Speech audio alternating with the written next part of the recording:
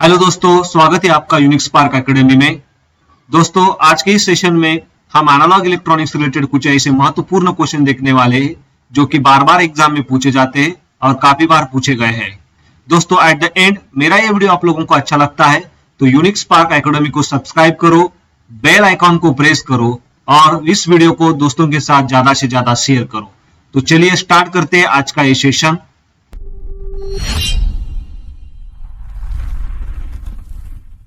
Which one of the following power amplifier has the maximum efficiency? Option A class A, B class B, C class AB and D class C. This is the decreasing order of efficiency of power amplifier. Generally class C amplifier की efficiency होती है आपकी 87.5%, class B की होती है आपकी 75%, class A B की होती है 60% एंड क्लास ए की अगर बात करेंगे तो होती है 25%। गिवन क्वेश्चन के अंदर आप लोगों को पूछा गया है which one of the following power amplifier has the maximum efficiency. So obviously आपका ऑप्शन डी करेक्ट है, क्लास सी, जो कि होती है आपकी 87.5%। So option D is correct here, that is the class C. The output impedance of BJT under the common collector configuration is option A low, B high, C medium, D very high. So option A is correct here. That is a low. Output impedance of BJT आपको पूछा गया है common collector configuration में। तो common collector configuration की अगर बात करेंगे तो उसकी कैरेक्टरिस्टिक आप लोगों को पता होनी चाहिए। In common collector configuration first तो होता है highest input resistance, means highest input impedance. Second characteristic है यहां पे lowest output impedance, means output resistance. Third है highest current gain, highest current gain.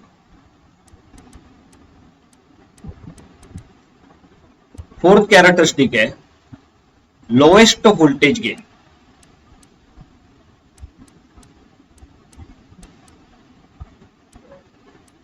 Fifth number पे आता है लोएस्ट पावर गेन।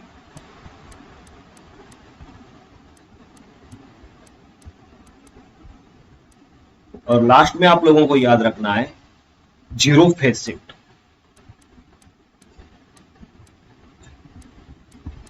तो दोस्तों, ये जो कैरेक्टरिस्टिक दिया हुआ है कॉमन कलेक्टर कॉन्फ़िगरेशन के लिए, ये हमेशा आपको याद रखना है। कॉमन कलेक्टर कॉन्फ़िगरेशन की characteristic highest input impedance, lowest output impedance, then highest current gain, lowest voltage gain, lowest power gain and zero phase shift. फिलहाल गिवन क्वेश्चन के अंदर आपको पूछा गया है the output impedance of BJT under the common collector configuration is, under the common collector configuration output impedance BJT का क्या होगा? So output impedance is a very low. So option A is correct here. Next question, for a silicon impedance transistor the base to emitter voltage is 0.7 volt and the collector to base voltage is 0.2 volt. Then the transistor is operating in the option A normal active mode, B saturation mode, C inverse active mode and D cutoff mode. So option A is correct here, that is a normal active mode. Normal active mode में आपका जो emitter junction होता है वो होता है forward bias mode और ये जो कलेक्टर जंक्शन जो होता है वो होता है रिवर्स बायस मोड। अगर सैचुरेशन मोड की बात करेंगे तो सैचुरेशन मोड में इमिटर जंक्शन और कलेक्टर जंक्शन दोनों फॉरवर्ड बायस में होते हैं। इनवर्स एक्टिव मोड की बात करेंगे तो ये होता है आपका रिवर्स बायस में और यहाँ पे होता है आपका फॉरवर्ड बायस में। अगर कट ऑफ मोड की बात करेंगे तो both emitter and collector junctions are reverse bias. अभी देखो यहाँ पे एक सिलिकॉन इंपिडेंस ट्रांजिस्टर दिया हुआ है जिसका बेस टू इमिटर वोल्टेज है आपका 0.7 वोल्ट और कलेक्टर टू बेस वोल्टेज है आपका 0.2 वोल्ट। इसका मतलब आपका जो VB है, मतलब बेस टू इमिटर वोल्टेज जो है, ये जो जंक्शन है इसका वोल्टेज है आपका VB, जिसकी वैल्यू है 0.7 वोल्ट। इसका मतलब ये फॉरवर्ड बायस में है। और ये जो कलेक्टर जंक्शन है इसका वोल्टेज है आपका VCB, that is the collector to base voltage 0.2 volt. इसका मतलब ये रिवर्स बायस में है। इसकी वैल्यू ज्यादा है 0.7, इसका मतलब ये फॉरवर्ड बायस में है। इसकी वैल्यू कम है, इसका मतलब ये रिवर्स बायस में। तो इन चारों ऑप्शन में से कौन सा ऑप्शन यहाँ पे मैच होता है? इमिटर जंक्शन आपका फॉरवर्ड बायस होना चाहिए और कलेक्टर जंक्शन आपका रिवर्स बायस होना चाहिए। तो ऑप्शन ए जो है नॉर्मल एक्टिव बोर्ड, यहाँ पे देखिए आप, ये मैच होता है। So option A is correct here. Next question, assume that diode D1 and D2 in figure are ideal diodes. The value of current I is option A 0 milliampere, B 0.5 milliampere, C 1 milliampere, D 2 milliampere. Given numerical के अंदर दो diode जैसे कि diode D1 and D2 दोनों के दोनों आपके ideal diodes हैं। आइडियल डायोड में सबसे पहले क्या होता है, अगर आपका डायोड कुछ इस तरीके से दिया हुआ है, मतलब अगर आपका डायोड फॉरवर्ड बायस डायोड है, मतलब P region connected to positive terminal of battery and N region connected to negative terminal of battery, that diode called as a forward biased diode. Reverse biased diode means P region connected to negative terminal of battery and N region connected to positive terminal of battery, called as a reverse biased diode. And in ideal diode, अगर आपका diode forward bias है means it acts as a short circuit, तो वो short circuit जैसे act करेगा। अगर आपका diode reverse bias है then it acts as open circuit. तो ये आपको हमेशा याद रखना है। अगर आपका आइडियल डायोड फॉरवर्ड बायस है तो then it acts as a short circuit, अगर वो डायोड रिवर्स बायस है then it acts as open circuit. According to this concept, यहाँ पे अगर डायग्राम के अंदर आप लोग देखेंगे तो ये जो डायोड D1 है ये आपका फॉरवर्ड बायस डायोड है क्योंकि करंट कुछ इस तरीके से फ्लो हो रहा है, और डायोड D2 जो है वो आपका रिवर्स बायस डायोड है। और उसी कंसेप्ट के हिसाब से अगर आपका डायोड फॉरवर्ड बायस है तो यहाँ पे इसको शॉर्ट करेंगे आप, और ये डायोड D2 रिवर्स बायस है उसको आप क्या करेंगे, ओपन करेंगे। अगर इसको ओपन किया इसका मतलब करंट आपका जीरो फ्लो होने वाला है। यहाँ पे ओपन सर्किट आपका करंट कितना फ्लो होने वाला है, जीरो फ्लो होने वाला है। So option A is correct here, that is 0 milliampere. Next question, an operational amplifier possesses option A very large input resistance and very large output resistance, B very large input resistance and very small output resistance, C very small input resistance and very small output resistance, and D very small input resistance and very large output resistance.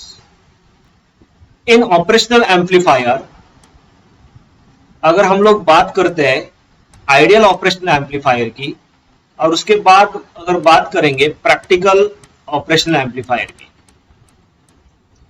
तो ideal operational amplifier में आपका जो input resistance होता है वो infinite होता है, और प्रैक्टिकल इनपुट रेजिस्टेंस जो होता है वो होता है 10⁶। Output resistance ideal operational amplifier में आपका 0 होता है और प्रैक्टिकल में होता है 10 से लेके 100 ओम तक। उसके बाद गेन जो होता है आपका आइडियल ऑपरेशनल एम्पलीफायर में वो होता है -∞, और प्रैक्टिकली ऑपरेशनल एम्पलीफायर में आपका गेन होता है -10⁶। सिमिलरली बैंडविड्थ अगर पूछा जाता है एग्जाम में तो बैंडविड्थ आइडियल ऑपरेशनल एम्पलीफायर में होती है आपकी इन्फिनिटी, और प्रैक्टिकल ऑपरेशनल एम्पलीफायर में आपकी बैंडविड्थ होगी 10⁶ hertz, means that 1 megahertz. Common mode rejection ratio that is CMMR ideal operational amplifier में होता है infinity, and practical operational amplifier में होता है 10⁶, और उसी को अगर अब डीबी में लिखना है तो वो आएगा आपका 120 dB। स्ल्यू रेट जो होता है आइडियल ऑपरेशनल एम्पलीफायर में आपका स्ल्यू रेट होता है इन्फिनिटी, और प्रैक्टिकल ऑपरेशनल एम्पलीफायर में आपका स्ल्यू रेट होता है 80 वोल्ट पर 1 माइक्रोसेकेंड।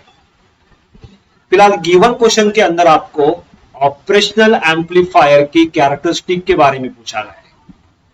तो ऑपरेशनल एम्पलीफायर में आपका जो इनपुट रेजिस्टेंस होता है, इनपुट रेजिस्टेंस बहुत ज्यादा होता है और आउटपुट रेजिस्टेंस जो होता है वो बहुत कम होता है, जो कि आपका ऑप्शन बी है। N operational amplifier possesses very large input resistance.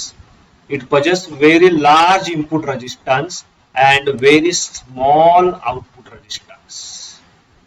So option B is correct here. Next question, in an ideal operational amplifier, the voltage gain of the common mode signal is option A 0, B 0.5, C 2 and D infinity. So option A is correct here, that is a 0.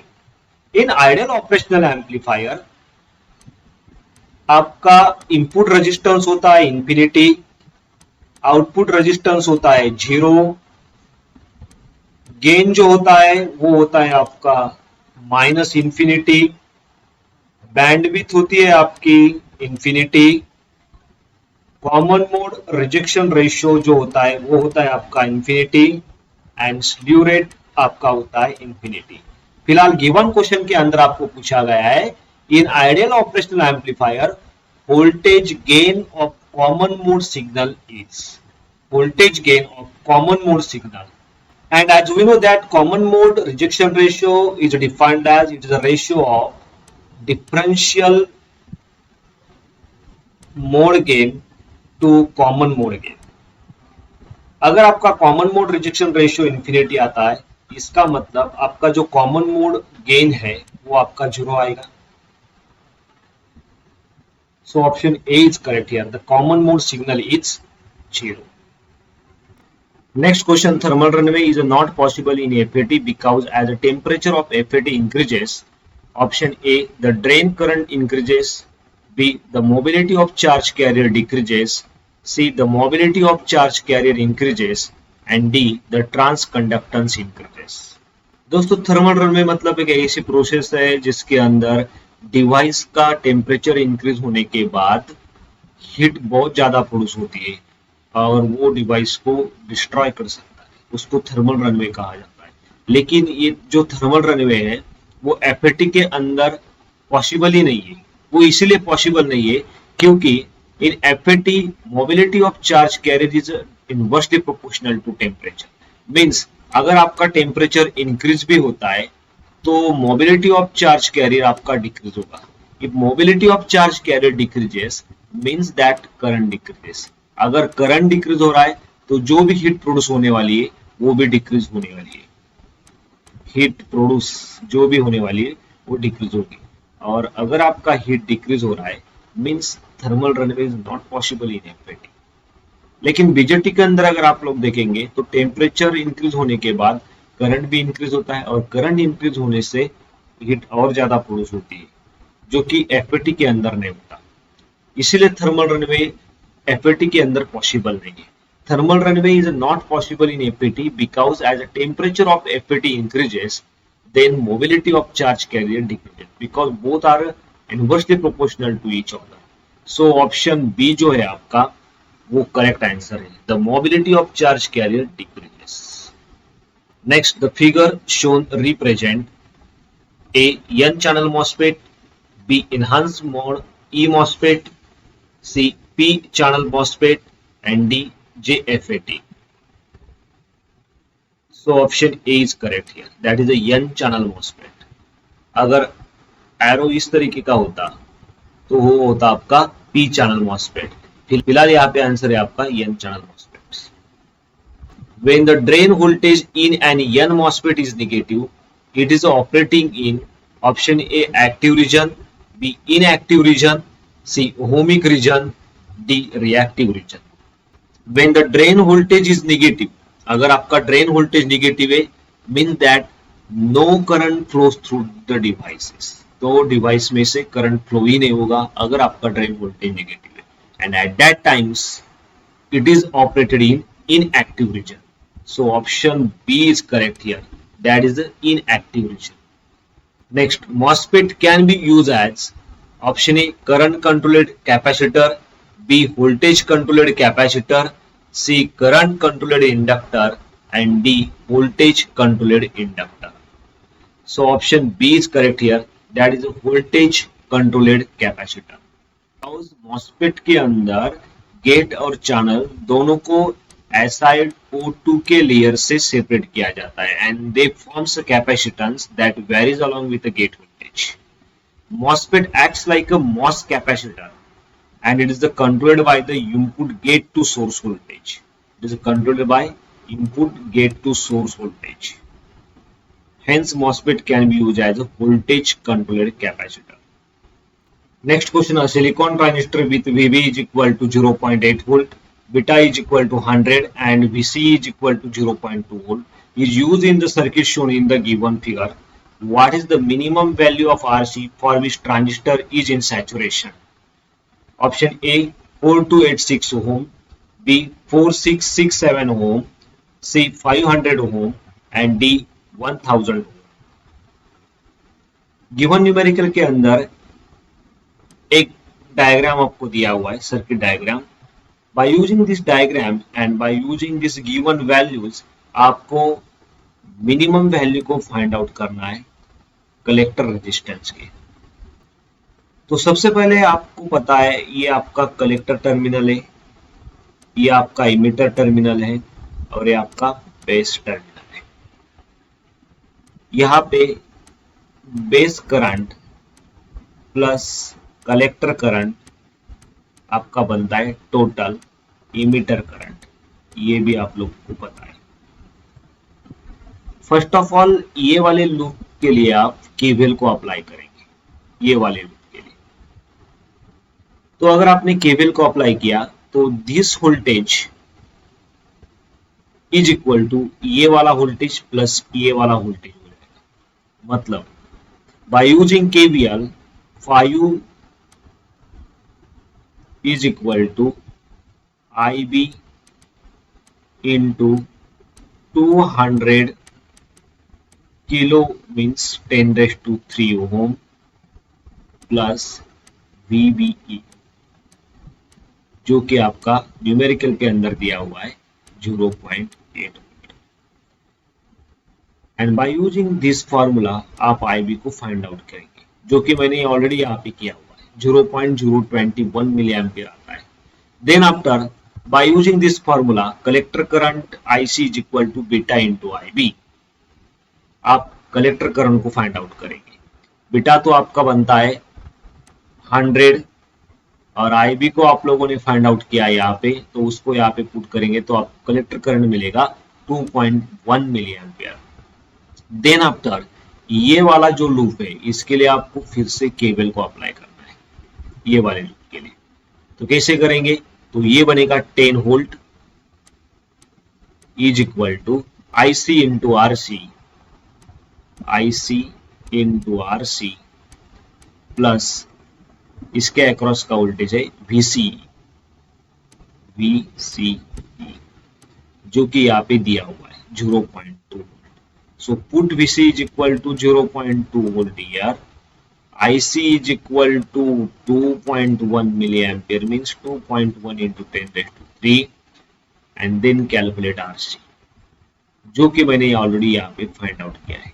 So RC is equal to 4667 ohm. So option B is correct here. That is a 466 ohm. Next question, virtual ground property of operational amplifier indicate that option A inverting and non-inverting terminals are connected to ground. B. Inverting and non-inverting terminals are at the same potential. C. System is at rest. And D. Any one terminal is connected to ground. So option B is correct here. That is the inverting and non-inverting terminals are at the same potential. Virtual ground को ही आप virtual short बोल सकते हैं, जिसमें input terminal जो होते हैं operational amplifier के उसमें करंट फ्लो नहीं होता, मतलब जीरो करंट फ्लो होता है, क्योंकि both inverting and non inverting terminals are equipotential. Means दोनों का पोटेंशियल सेम है. अगर दोनों का पोटेंशियल सेम है इसका मतलब वहां से करंट फ्लो ही नहीं होगा. तो ये भी आपको हमेशा याद रखना है. Next question, for NPN bipolar transistor what is the main stream of current in the base region? Option A drift of holes, B diffusion of holes, C drifts of electron and D diffusion of electrons. So option D is correct here. That is a diffusion of electrons. Given question के अंदर आपको पूछा गया है कि एक NPN bipolar transistor है जिसके अंदर बेस रीजन में जो करंट फ्लो होता है वो कौन से रीजन के कारण फ्लो होता है। तो obviously it is a diffusion of electron. Option D is correct here because in NPN bipolar transistor base is a P type. आपका जो बेस होता है वो पी टाइप का होता है and diffusion of electrons occur in this region. और इसके अंदर जो करंट फ्लो होता है वो होता है due to the diffusion of electrons. So option D is correct. Next question, a PN junction diodes dynamic conductance is directly proportional to option A the applied voltage, B the temperature, C its current and D the thermal voltage. Generally in PN junction diode dynamic conductance is denoted by small g and it is the reciprocal of dynamic resistance 1 by R. So dynamic conductance G is equal to IF divided by eta into Vt. Here IF is the forward current, eta means it is the recombination factor. For germanium eta is equal to 1 and for silicon eta is equal to 2. तो ये आपको हमेशा याद रखना है। eta means it is a recombination factor and Vt means thermal voltage.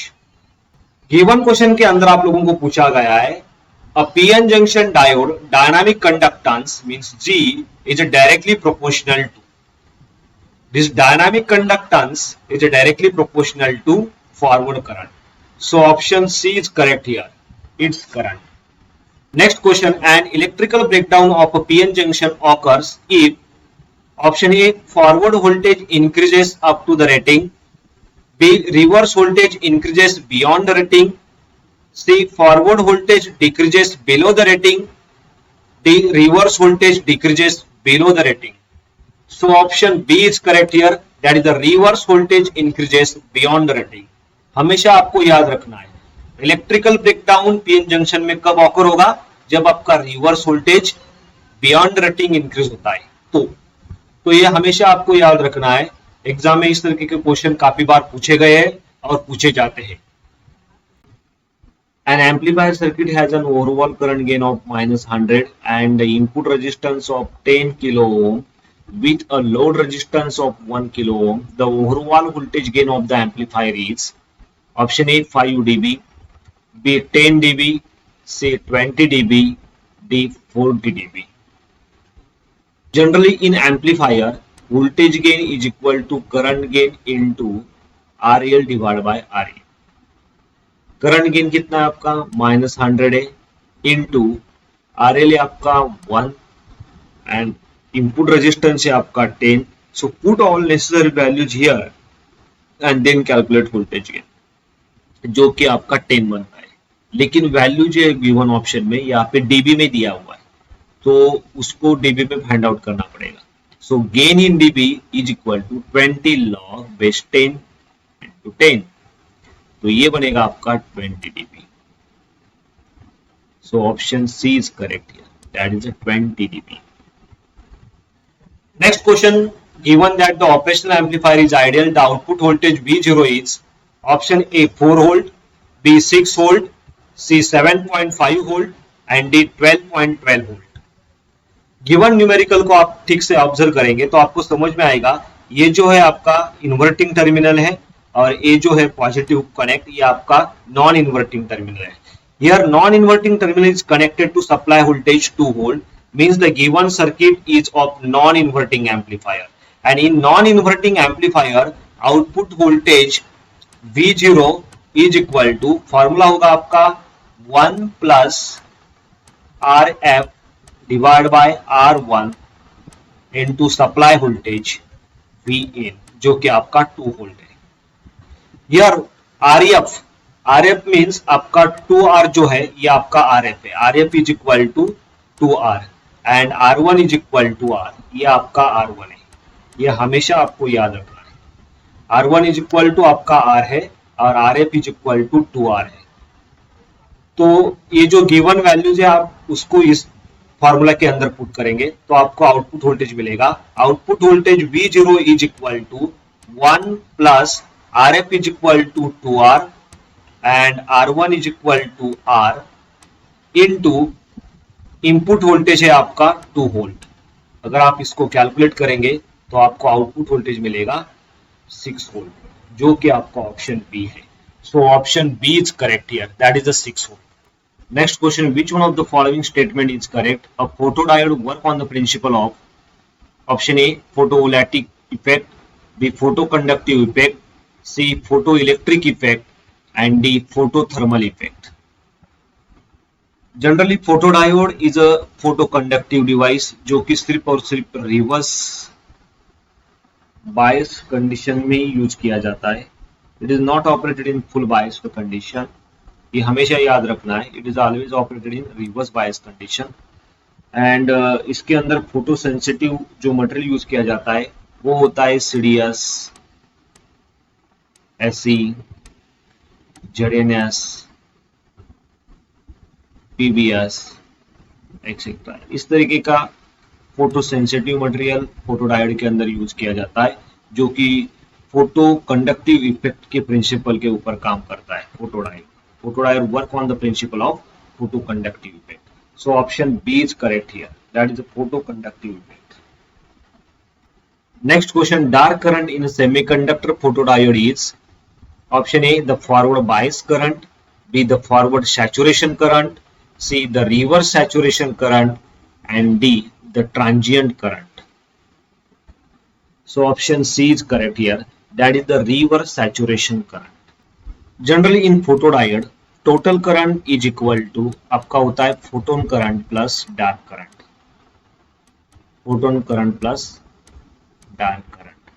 ये जो photon current होता है वो होता है मिली एम्पियर में, वो तो आपको याद रखना है। and this dark current is also called as a thermally generated current और it is also called as a reverse saturation current। तो अगर गिवन क्वेश्चन के अंदर रिवर्स सैचुरेशन करंट की जगह पे थर्मली जनरेटेड करंट भी अगर आ जाता है तो वो भी आपका ऑप्शन सही होगा, बिकॉज रिवर्स सैचुरेशन करंट को ही थर्मली जनरेटेड करंट कहा जाता है। फिलहाल यहाँ पे रिवर्स सैचुरेशन करंट दिया हुआ है, तो ऑप्शन सी जो है वो आपका करेक्ट ऑप्शन है।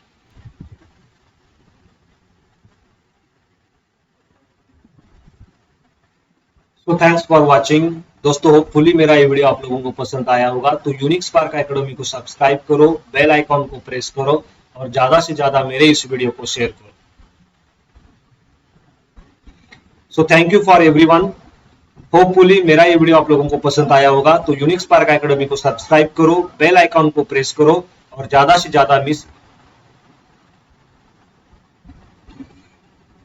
So thank you for everyone, hopefully मेरा ये वीडियो आप लोगों को पसंद आया होगा। तो यूनिक स्पार्क एकेडमी को सब्सक्राइब करो, बेल आइकॉन को प्रेस करो और ज्यादा से ज्यादा मेरे इस वीडियो को शेयर करो।